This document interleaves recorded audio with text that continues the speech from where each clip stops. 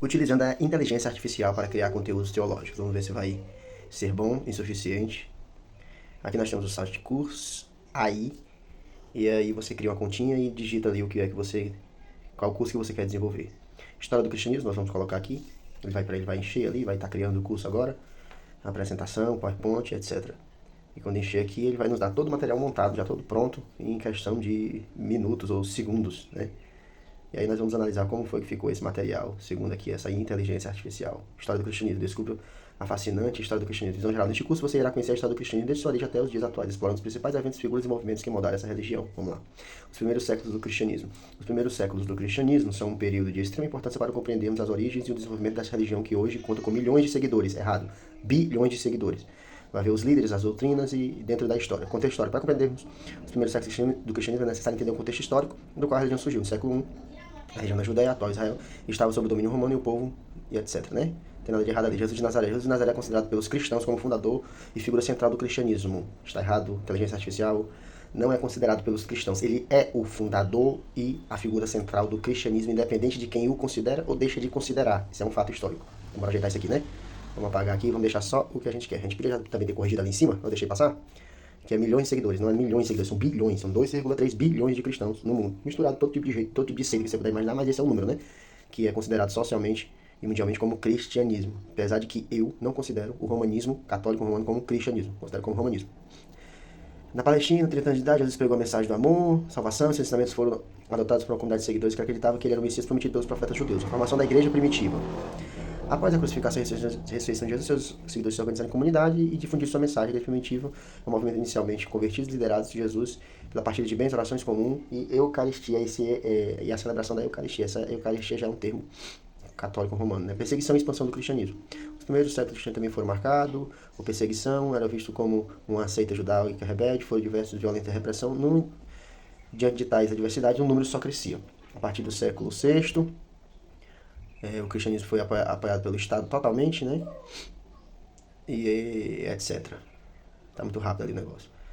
Durante os primeiros séculos, o cristianismo e muitas doutrinas e disputas surgiram heresias como o gnosticismo e o arianismo, desafiaram as crenças estabelecidas pela igreja, resultando em concílios ecumênicos para resolver essas questões. Não são concílios ecumênicos, que ecumenismo fala de várias religiões em acordo, em comunhão, né? Que eram os cristãos discutindo entre os cristãos para identificar aqueles que se diziam seguidores, mas estavam disseminando heresias, ensinos tortuosos da Bíblia, do Antigo Testamento, de Jesus e dos apóstolos. Aí entre eles tem Agostinho de Hipona e Orígenes, que contribuíram para o desenvolvimento e a definição da teologia cristã. Aí nós vamos aqui dar uma mexida nisso aqui. Por quê? Porque além de esse curso ser muito superficial, passar só por cima dos assuntos e não ter nada de profundo, ele só destaca 2 dos pais da igreja. Agora eu vou pegar aqui, né, os principais nomes da patrística, que são os pais da igreja, os discípulos dos discípulos, e eu vou colar ali no curso, né? Cadê? Aqui. Vou apagar esse Agostinho e Orígenes e vou colocar a galera toda, né? Que é como se eu fosse realmente utilizar esse material. Não vou, mas aí eu tô colocando aqui pra mostrar pra vocês que dá pra editar. Vai custar um pouquinho, porque saiu assim, né? Eles são os nomes separados e aí é bom deixar lá do jeito que tava. Aí tem que ajeitar aqui, separar. Esse aqui vai dar um trabalhinho, mas eu vou acelerar aqui o vídeo, que é pra gente terminar logo esse pedaço. E continuar lendo aqui como é que esse curso, o que é que esse curso oferece pra nós, né? Será que nós somos cristãos? Somos crentes em Jesus? Crentes. A gente pode utilizar da inteligência artificial para o nosso benefício, ou se você não tiver uma base de conhecimento mínimo, não vale a pena você nem pesquisar nessa questão da inteligência artificial, porque ela não vai lhe dar nada de realmente proveitoso, ou vai dar um conteúdo totalmente superficial e tendencioso, certo? Vamos ver se tem um conteúdo tendencioso. Até agora a gente só encontrou falta de informação, né? E alguma informação que não condiz, e um termo usado pelo catolicismo romano, que é uma seita derivada do cristianismo. Não é o cristianismo deixado por Jesus e os seus discípulos. Está longe, longe demais, corrompido mais do que a imaginação da gente consegue alcançar. Tá certo? Não se fala hoje para não ofender ninguém mais.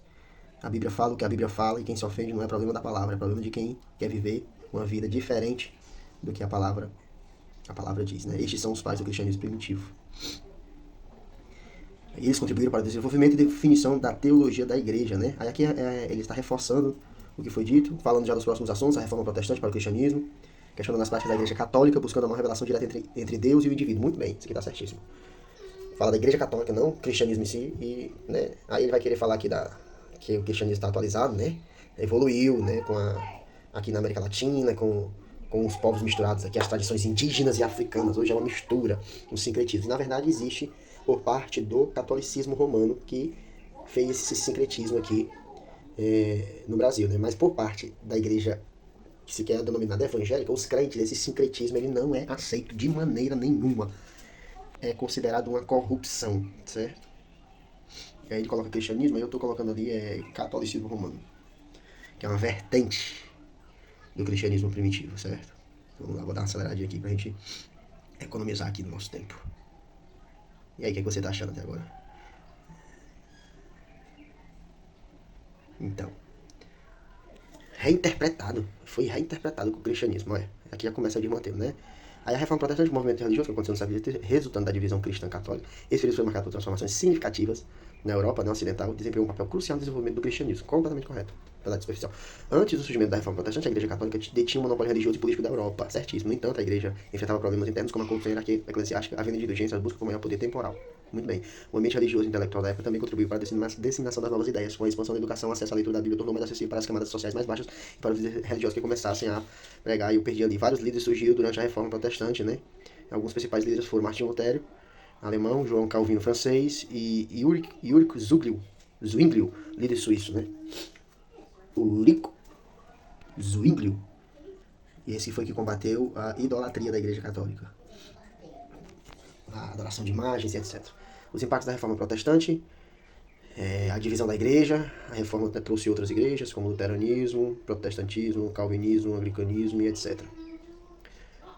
Teve o fortalecimento do individualismo religioso, isso é uma verdade. Consequências políticas e sociais influenciou a estrutura política e social das nações europeias. Disputas religiosas e guerras foram travadas, como a Guerra dos 30 Anos, que teve motivações tanto religiosas quanto políticas.